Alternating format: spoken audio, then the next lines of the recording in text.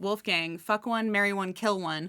Laboon, dragon, smoker. Laboon, marry, smoker, fuck, and kill dragon. Absolutely. Yeah. I feel like that's the only right answer. Although dragon's kind of hot with that face tattoo. We meet a lot of hot characters in this volume. Is that your same answer? That's my same answer. I would marry Laboon. He's an amazing whale. I would definitely fuck Smoker. I'm dying to fuck Smoker. And then Dragon, I don't know him well enough. Get him out of here. Hello and welcome To the Delusional Boyfriend Book Club, where if shipping One Piece characters is wrong, I don't want to be right. today we're talking about One Piece Volume 12. Every week we go through and review a volume of One Piece, so make sure that you rate, review, and subscribe, and tune in on Tuesdays. If you like BL and Fujoshi content, make sure that you tune in for my episodes on Thursdays. So there's a lot of hot people to talk about. I'm very excited to talk about this volume. So Wolfgang, take us through Volume 12 and where we left off in Volume 11. Sure. What's happening is Luffy was about to be executed in the last one. He got narrowly saved by lightning. Smoker is moving into the plaza where the scaffolding was, where he was about to be executed. With his Chigi, who is a swordswoman. Yep, she's like his right-hand man, or woman in this instance. But she's moving into the town center to go arrest the pirates. Buggy and who's the chick's name? Alvida. Buggy and Alvida are there. Alvida has eaten the slip fruit, so she's slipping and sliding around. And for a second, they get caught by Smoker in a net. And then Smoker says, "I don't have time to mess with you little folk." And they're just like, "What? We're big bad pirate villains," but they're caught in this net, so their powers don't work. But they do end up getting away pretty quickly from the net. It's like the first time they introduced Sea Prism Stone. So now the Straw Hats are running to their ship. And what happens is they're going down this big old corridor, and Tashi and Smoker catch up to the Straw Hats. And Tashi kind of calls out Zoro because he lied to her about being a bounty hunter. I think it's a cute situation because they're yelling back and forth and they're fighting. And she says, "What's up with you not going 100% on me and fighting me?" Because he doesn't kill her when she obviously loses the sword fight, and he doesn't kill her. And she says, "Why didn't you kill me? Is it because I'm a woman?" And he says, "Just shut up. You sound just like her." And she goes, "I sound like who?" And he says, "You sound like my old friend." And she said the exact same thing. She was a sword fighter. She was a woman. And the woman sword fighter who he's fighting right now, she says, "If I was a man, you would have killed me. I wish I was a man." And he's like, "You sound just like her." And that's what makes us think that maybe it is her. Maybe she didn't really die. Maybe this is her all grown up and her dad moved her into this village, or she hit her head when she fell down the stairs and it wiped her memory. So a lot of conspiracy theories around this one. Or she could just be another lady sword fighter. So Zoro basically tells her to get lost and moves past her, and she swears that she's going to get that sword back from him that she helped him procure at the sword shop, because she didn't want any of these righteous swords to be in the hands of evil men. Bad people. Yeah, so she says, "I'll get you, Zoro." And then Smoker is trying to get Luffy with his plume powers. Luffy and Sanji. And because they have more physical attacks, nothing's working. And so they're just like shooting through the smoke and everything with kicks and fists. Yeah, so this plume fruit that Smoker has makes him able to grab you with his smoke. So he gets them, and then all of a sudden, a figure who's standing in the rain. Dragon, yeah. With this hot guy with the face tattoo. He goes up. He is a dad. So he is definitely, what would you call that? A hot dad, a zad. Zaddy or a dilf? Or a daddy or a dilf, yeah. That is what Smoker is. He's definitely a dilf. You mean Dragon. Dragon and Smoker are both dilfs. We see Dragon stepping in and helping get Luffy out of there. So it seems that Dragon is much more powerful than Smoker. And Smoker looks at him and says, "Why would you help that guy go? What do you care about this pirate?" And he says, "I'm not a man to get in the way of another pirate's voyage." And so Luffy runs over to his ship. It's raining. There's some of Buggy's crew there trying to set their ship on fire. All of the Straw Hats get on board and they sail off right as a storm is hitting. Yep. And just like Nami predicted in the last one. And Smoker and Tashigi are hot on their heels. They say they're going after them and that the Navy can get fucked and that they don't care if they have permission. They're going to go get them. What happens is the Straw Hat, there's a kind of a famous scene. If you're watching the live action right now, because that's where this is at, I think the beginning of it, they put their foot on a barrel and they say, "I'm going to be the best like swordsman. I'm going to be the king of the pirates. I'm going to make it old. The world, and I'm going to be a brave warrior." And so this is all happening during a storm. And so while they're saying, "I'm going to go to the Grand Line," Smoker at the same time is also, which is, I think it's fun. Smoker and Tashigi at the same time are like, "I'm also going to the Grand Line." And they all have the same mission on different sides of this rivalry. Exactly. And so it's the start of a really good adventure because it's like the starting line or the gunshot, if you will. But they're like, we're all going to the Grand Line. And Smoker and Tashir are hot in their heels trying to go after them. And they will the entire adventure, which is really fun. So then we have a big period of this storm taking up this volume where basically Nami and Luffy and the rest of the crew are going through the storm. The period where they hit calm, and Nami says the calm belt, and you think that might be good because previously it had been going from winter and storming and fog, and they get to this calm part and Nami said, oh no, we can't be in the calm belt because if there's no wind we can't sail. So everybody get your rowing going. And they say, why would we need to do that? She says the calm belt's not that calm. And right as she says that, all of this nest of monsters, the sea kings rise up, and they're just massive like monsters that you would see on like maps, like old school maps, just kind of like Kraken. Exactly, like mythological creatures. So they come up on the nose of one of these creatures, and then he sneezes them back into the storm. So they're safe. Did you like that part? I love that part. Yeah, they're safe. I figured you would. And there's also a frog that ribbits, and Usopp almost gets eaten by the frog, but Luffy reaches his arm out and he grabs him. So they're back in the storm, and once they get going in a storm again, you'd think that's more treacherous, but it's better than having no wind in your sails. Yep. So then once we get through the storm, we see Nami has a map that she stole from Buggy. And the map says that they have to go through the ocean and up a mountain. Yep. And nobody believes this. They're thinking, how can you go up a mountain in water? Reverse mountain. It's called Reverse Mountain. And in that map, we can see that there's the calm belt, there's the red line, there's the Grand Line, there's the East Blue back where they came from. So we're starting to get a good idea of what the geography is. And they decide, okay, we're going to have to go as fast as we can up that mountain when we get to it. And there's a bunch of action scenes here where they break the rudder because instead of saying the starport and the whatever, the different sides of the boat, they're saying left and right. So Usopp and Sanji snap what we learned is called the whip staff, which is how they steer instead of a steering wheel. I love how that's because there were little like examples of the whole ship and everything, and little kind of like he marked diagrams of the ship. A diagram, thank you, and he marked everything and where all these different things were. And I love how you memorize that exact name. It's important because this ship does not have a steering wheel. It has a whip staff, which is how they steer. So when the two guys are pulling on it in different directions, it snaps. Nami says, we need to take a hard left turn or we're never going to go down this. They have to basically go up a chute up the mountain. They're about to hit one of these pillars, and Luffy says, gum gum balloon. And he makes himself a buoy between the boat and the pillar, and they get centered. They go through the mountain, up the mountain. Everything seems good until they're coming down the other side of the mountain, and they see the huge wall at the end of the opening, and they don't know how to avoid it. And then Nami says, oh my God, it's not a wall, it's a whale. And Luffy says, I know how I can fix this. If I shoot the cannon, we'll recoil and we won't be going as fast. So he shoots a cannon right into this whale. And later on in this volume, when we learn who this whale is, I was very mad because I love this whale. They recoil from the cannon shot, and then the bow of the boat where Luffy sits on Mary's head, on this carved out sheep head, they don't get slowed down fast enough. So it hits the whale and it breaks off. Snap. Luffy gets super mad because that's his special seat. So he punches the whale in the eyeball. And then the whale sees them, because before this, he hadn't even noticed these little ants, basically, on the ocean. He punches him in the eyeball, and he gets so mad, he starts screaming, and he swallows them all into his mouth.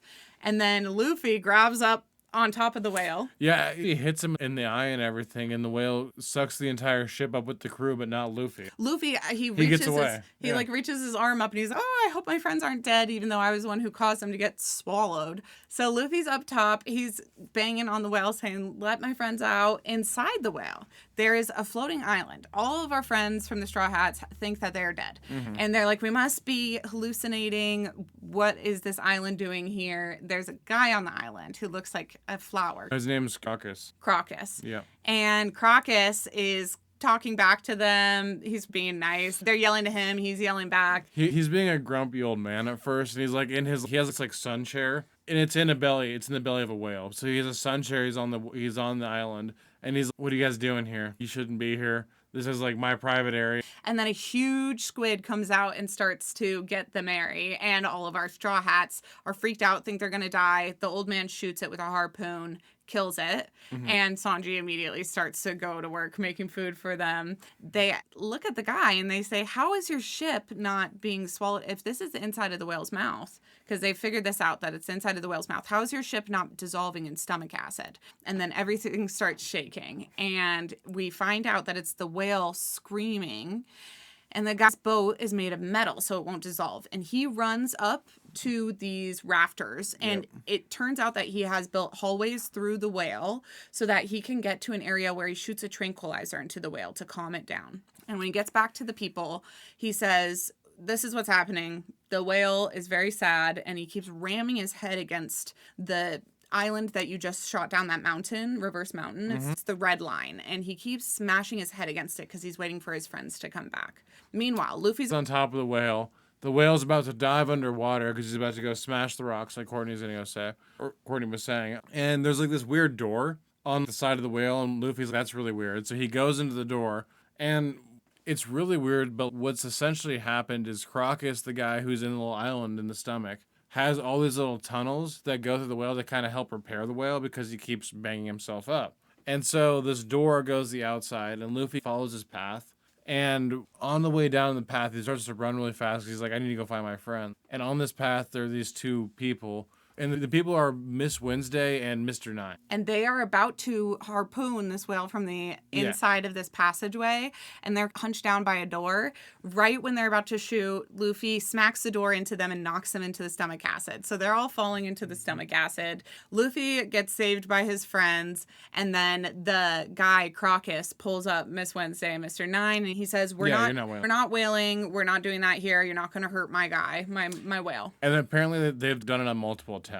They're trying to kill the whale for food to feed their whole village, apparently. And they need to get back to their boss who sent them out on this mission. It also turns out they have a compass on them, which tells how to get around this next part of the Grand Line. Log pose. Log pose. And when he's reprimanding them, they drop it. Meanwhile, the Straw Hats get the full story about Laboon the whale. Laboon, it turns out, had been a smaller whale that came down the reverse mountain into this area with a band of pirates. They had to stay there for a couple of years, repair their ship. And after they had stayed there for a couple of years, they felt really bad about taking this whale with them into the treacherous Grand Line. So they told this man, Crocus, who was living there, and he was a lighthouse keeper. They told him, we need to go for a couple years. Please watch our whale. We will promise to come back. And they make this promise to Laboon. Laboon believes them, and 50 years goes by. And along the way, the guy Crocus, he breaks it to Laboon. They're not coming back. They're probably dead.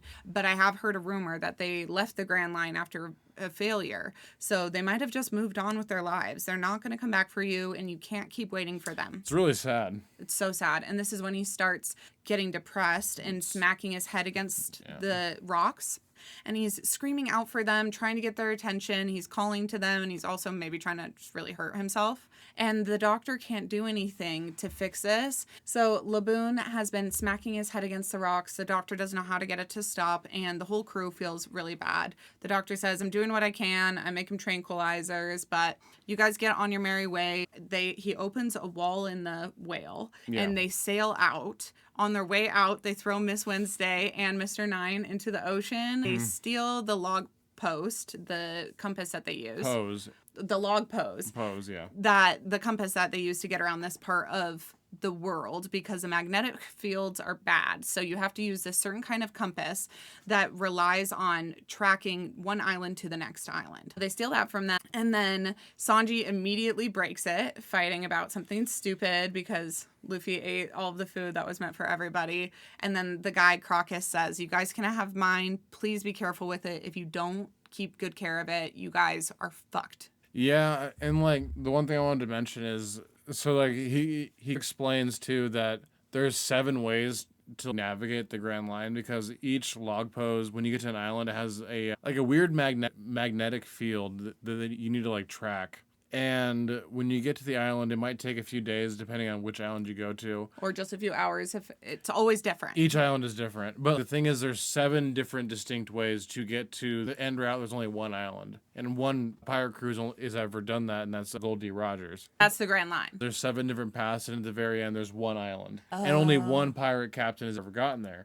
And that's the whole thing, is that you have to choose a path based off of where you get down the mountain. And you choose one route, and all of them intersect in different ways and whatnot, but you go one direction. It's a little bit like choose your own adventure. A little bit, yeah. You'll all end up in the same place, but you can choose different ways to get there. Luffy feeling really bad about Laboon. And we don't know what he's doing necessarily, but he devises a plan, and he takes a big piece of the ship, and he runs up Laboon, and he stabs it into his open wound. Mm-hmm. And then he punches him in the eye, and Laboon is getting really mad. And Luffy jumps down off of him, and he says, your friends might not have come back for you, and I know you've lost hope for why you're waiting around, but I'm going to come back soon. And we're rivals now, so you don't need to wait around for your old crew. You need to wait for me to come back, and I promise to keep my promise. And then he paints his flag, the symbol of the Straw Hat crew, on top of Laboon, where he has all these scars. Yeah, so he won't keep banging his head. He says, don't ram into anything, otherwise you'll wash away this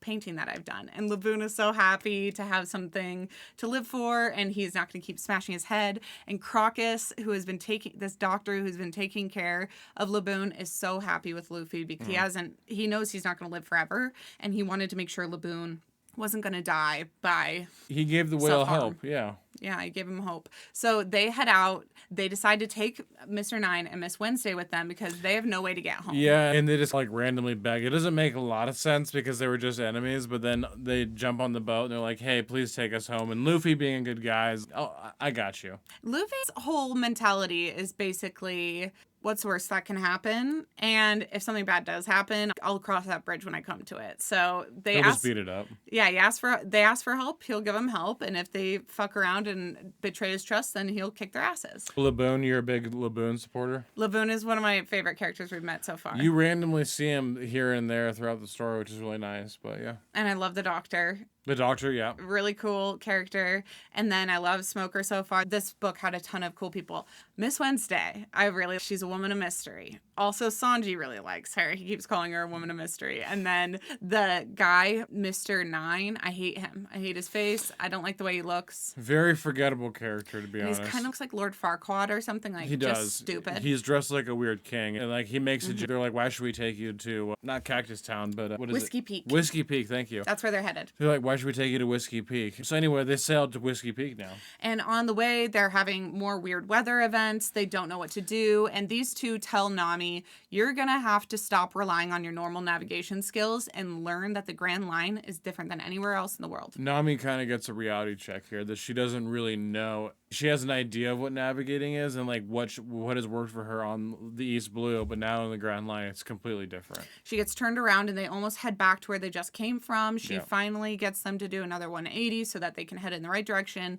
And she's pretty embarrassed. And she says, okay, I'm not going to be embarrassed. I love Sanji has a line here and he goes, Oop is flaming her. Everyone's flaming her. And then Sanji goes, yeah, I still love you even if you don't know something. And you like that line, huh? I loved it because he's just such a simp. And she doesn't know so much. And it's so funny that people would even be mad at her at all when she, one time she doesn't know something. And it's snowing and he's, Nami, how long should I keep shoveling for? He says, as long as it's snowing. Yeah, Sanji, keep going till it stops snowing. And she's just bossing him around. She bosses everybody around. I love it so much. And then the Mr. Nine, he says, I hate her. She's bossy. And Sanji's like, shut up. He doesn't want anyone to call her bossy. He loves her. So Sanji, excellent boyfriend. He's so lovely here. They finally get where they're going and they think it's a cactus. And we learn later it's not technically a cactus.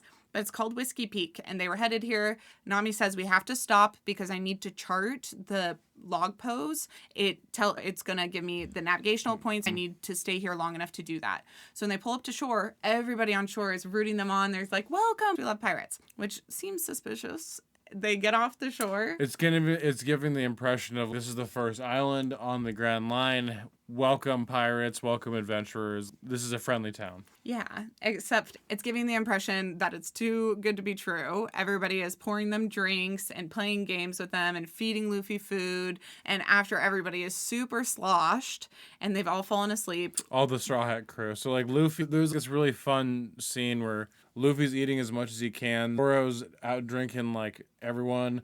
And then Nami's out drinking Zoro and everyone too, that's why I love Nami so much. Is she out drinks the whole crew. Yep. But everyone has fallen asleep. And then you get the after they've all fallen asleep, like someone yells, they've fallen asleep. And then you see the mayor come out, and he's actually Mr. A. And they always he's their boss. He's like the big boss. And they come in groups of two, and his second is Miss Monday, I believe. And Miss Monday is this big, it looks like Wolfgang, but wearing a dress. And She's this big buff chick. And she is wearing like a checkered dress. I think it'd be so easy to do Wolfgang in this cosplay, and I really want to do it. So everybody is saying basically, lock them up. This was the easiest catch. And we learned they're all bounty hunters. Yeah. And Zoro is sitting on top of the building, and they look up at him. These guys run out and they say, one of them got away. And Zoro up from the top of this building says, a real swordsman never gets so drunk that he passes out or lets down his guard. That's your boy. So he comes down and he fights all of the bounty hunters. There's 100 bounty hunters on this island, and he starts just slashing away at them. And there's like a cool scene where like when they're coming to the island, you see this massive like cactus thing. And it zooms in on the where like all the little cactus spines are and stuff. It's all these. It's a tombstone. Thank you. They're all crosses. Yeah. And the boss, Mr. 8, says, "What's a few more tombstones?" And that's when we see that cactus isn't really a cactus. It's a rock covered in tombstones. So many that it looks like a cactus. And they're all bounty hunters. It's a secret society. And Zoro says, "I knew who you guys were. Baroque works. Your Baroque works because you invited me to be a part of your bounty hunter society." And I said no. And so he's claiming them, and then they start running towards him. It's almost like a spaghetti western, like cowboy town, and he's just fighting him, going from like roof inside bars. At one point, there's like a child that comes up with a nun, and he has to hit him in the back of the head instead of killing him. And then he slices through a barrel, and the barrel goes in 4 different directions and knocks out 4 guys. Then he slices through Miss Monday's like gavel. She has a hammer made of stone, and he says, "Oh my god, this new sword I got can slice through stone." He just wants to test his sword pretty much. He's having fun. But he says, "I didn't ask it to slice through the stone. That was not what I was trying to do." And so the sword has a mind of its own. It's a little bit too powerful because it's not really listening to me, which we did know that sword is cursed when he bought it. So he's starting to understand what the spirit of the sword really is. As he goes through everybody, Miss Monday, there's a really fun scene where everyone's climbing up a ladder to get to him. He pushes the ladder over. They all go flying. And then Miss Monday gets to him and punches him in the head with her brass knuckles. Yeah. And you think he's done for. And then he stands up, and he's the one who's got Miss Monday. He's like, "You think you're strong." And she loses a test of strength to him, and he defeats everybody. Yep. And how does this end from here? No, the way it ends is he says, "You think you're strong to Miss Monday," and he's holding her up. And so then the next one, it's going to be him, Zoro versus those ones. Yeah, because Luffy, the rest of them are waking up. They're passed out, and they will not be awake the whole time. Oh, they won't be awake? Nope. Oh my gosh, that's hilarious. So Zoro's just going to take everybody out single-handedly. I think so. It's been a while since I've been through this arc, but yes. Oh my god, so fun. So this was such a fun volume. I loved it. Did you really like this volume? Yeah, it's a lot of sailing. I enjoyed the last one a little bit more because you had Arlon, you had Rogue Town, and I think it's a little more put together story within one volume. But I like this one a lot because it's trying to start. One thing we didn't mention in this one was at one point you have this otter, which is Mr. like 7, and then Miss Friday, which is so it's an otter riding a vulture. And it tries to bomb Miss Wednesday and Mr. 9, but some of the agents and stuff, because some of them are funny, they're owls. Or they're not owls, but they're animals. I forgot because I saw the vulture, but it just says something from his perspective as like a narrator. It doesn't really get into those characters yet. Not yet, no. That will be fun to get into them. They do a quick like dive bomb, but it's, I don't know, the rogue work stuff is pretty fun. I like it. Spaghetti Western is a good way to put it. Yeah. So who is your delusional boyfriend from this volume? Definitely the gopher riding the vulture. That's my favorite guy. He's super cool. Even though he didn't do anything this volume? No, that's what he does. Is he keeps coming back and forth and just keeps bombing people. And it's a Roadrunner and the Wile E. Coyote situation. Oh my gosh. It's just kind Looney of Tunes? Yeah, it's Looney Tunes. That's a perfect way to put it, where it's like a little like funny thing that happens. It happens throughout this entire arc. I like the Looney Tunes comparison because a lot of people call Gear 5. Way later down the line in One Piece, Luffy gets certain powers where his imagination kind of changes the world, and they call it Luffy Tunes. And you can tell that Oda definitely grew up watching cartoons, like 100%. like the Wile E. Coyote and all of this, because it's very reminiscent, all of the action scenes. Dropping a piano on someone's head, like that kind of thing is very One Piece coded. But your delusional boyfriend, totally fucking random. Do you know who my delusional boyfriend is? What was it? Guess. Smoker. Crockett. Oh, okay. Because of his show of compassion? Oh, yes. I love Crocus. He has been waiting 50 years with this whale, taking care of it. I absolutely commend Good man. a man who's that loyal, who is that compassionate, who is a doctor, so obviously smart and good with his hands. He's creative. He's a problem solver. He could take me up to his lighthouse and do some dirty things to me. I love Cross. That's my delusional boyfriend from this. And he's by the pass, so he sees a lot of cool people. Yeah, and he just stays there waiting by his man. He's loyal. I love Crocus. He is a great father to Laboon. He'd be a great father to my children. Awesome. I think that's... Crocus is definitely a character. He has a weird flower vibe going on with his like haircut because like he has these like petal things coming in the back. But yeah, that's what. He also got shot by a harpoon or like a cannon, and nothing happened to him. So he's really strong. Miss Wednesday and Mr. Nine shoot him, and he gets in the way of. Oh yeah. He just it bounces off of him, doesn't it? Yeah. Yeah. So he's strong. Yeah, he's a good guy. He's hot. All right. With that being said, that wraps up Volume 12. Join us next Tuesday for Volume 13. Thank you so much for being a listener. We have so much fun doing this every week. If you haven't already, make sure to leave us a review over on Spotify or Apple Podcasts, wherever you're listening. If you're on YouTube, please subscribe and turn on auto downloads wherever you're listening if you can. It really helps the podcast. And until next time, remember, sometimes the delusion is the... Bye. See you guys.